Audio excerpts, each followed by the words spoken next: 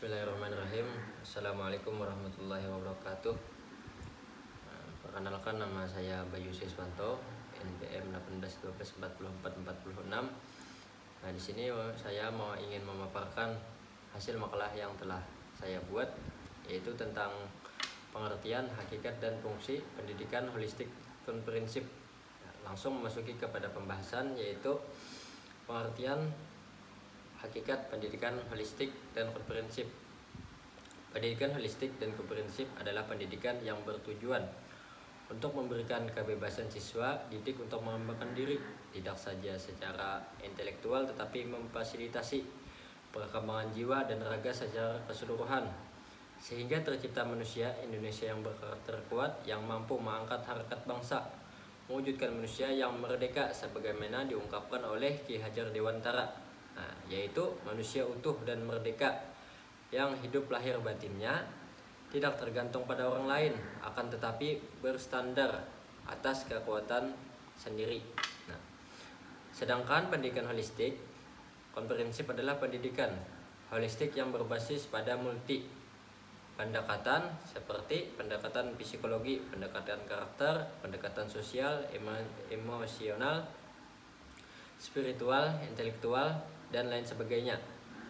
Pendidikan holistik komprehensif juga pendidikan holistik yang terjadi pada seluruh aspek atau komponen pendidikan, visi misi, tujuan kurikulum, proses belajar mengajar, dan lain sebagainya.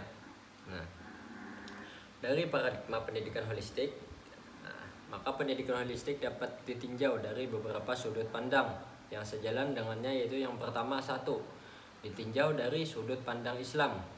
Dalam Islam, istilah holistik dapat diwakili dengan istilah kafah. Istilah ini sebagaimana termaktub dalam Al-Quran.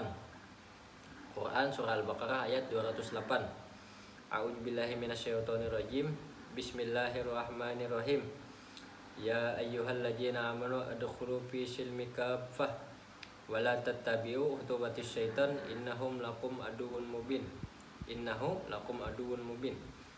Artinya, wahai orang-orang yang beriman, masuklah ke dalam Islam secara keseluruhan dan janganlah kamu ikuti langkah-langkah setan, sungguh ia musuh yang nyata bagimu. Al-Quran juga menegaskan bahwa manusia adalah makhluk Allah yang diciptakan dalam bentuk yang sebaik-baiknya. Termaktub dalam surah At-Tin ayat 4. Bismillahirrahmanirrahim. Laqad khalaqnal insana fi ahsani taqwim. Artinya, sesungguhnya kami telah menciptakan manusia dalam bentuk yang sebaik-baiknya. Yang kedua, ditinjau dari sudut pandang filosofis. Secara filosofis, pendidikan holistik adalah filsafat pendidikan yang didasarkan pada anggapan bahwa setiap orang dapat menemukan identitas, makna, dan tujuan dalam hidup melalui hubungan dengan masyarakat, alam, dan untuk nilai-nilai kemanusiaan seperti kasih, sayang, dan perdamaian. Yang ketiga, dapat ditinjau dari sudut pendidikan. Tanpa kata holistik di belakangnya, pendidikan secara teoritis sejak dahulu sebenarnya telah komprehensif atau utuh. Utuh dalam pengertian bahwa ia bertujuan melahirkan murid yang memiliki kecerdasan, pengetahuan, emosional, dan spiritual, serta terampil. Salah satunya di Indonesia, istilah pendidikan holistik muncul dalam peraturan Menteri Pendidikan Nasional Permendiknas nomor 41 tahun 2007 tentang standar proses untuk satuan pendidikan dasar dan menengah.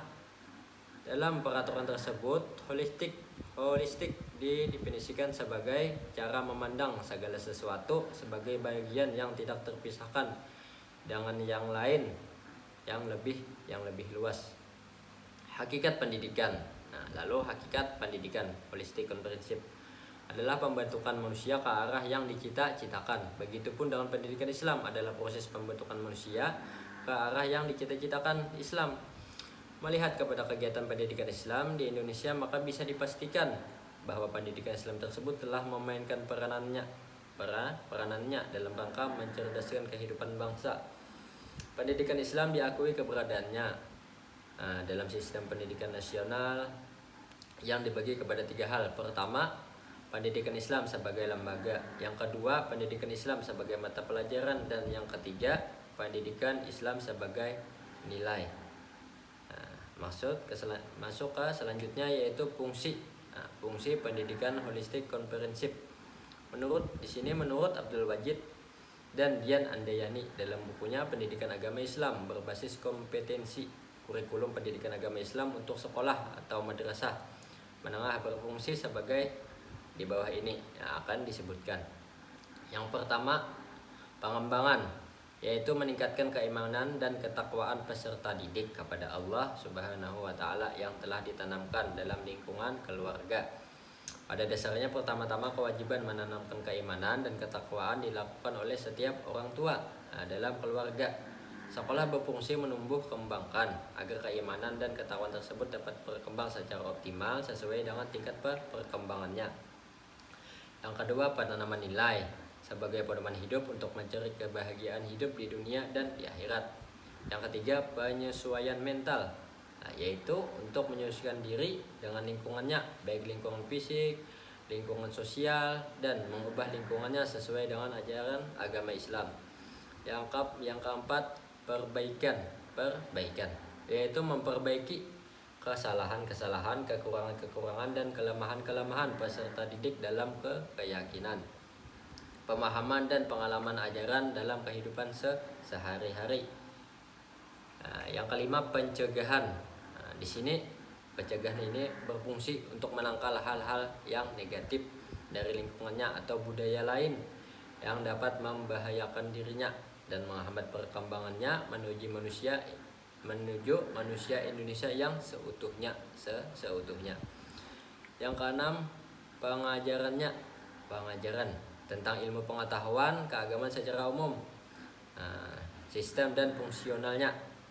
Dan yang terakhir, penyaluran, yaitu untuk menyalurkan anak yang memiliki bakat khusus di bidang agama Islam agar bakat tersebut berkembang secara optimal sehingga dapat dimanfaatkan untuk dirinya, untuk dirinya sendiri ataupun bagi orang lain. Mungkin sampai di sini pemaparan makalah yang saya buat tentang pengertian, hakikat, dan fungsi pendidikan holistik komprehensif. Salah hilap mohon maaf. Billahi taufiq wal hidayah. Assalamualaikum warahmatullahi wabarakatuh.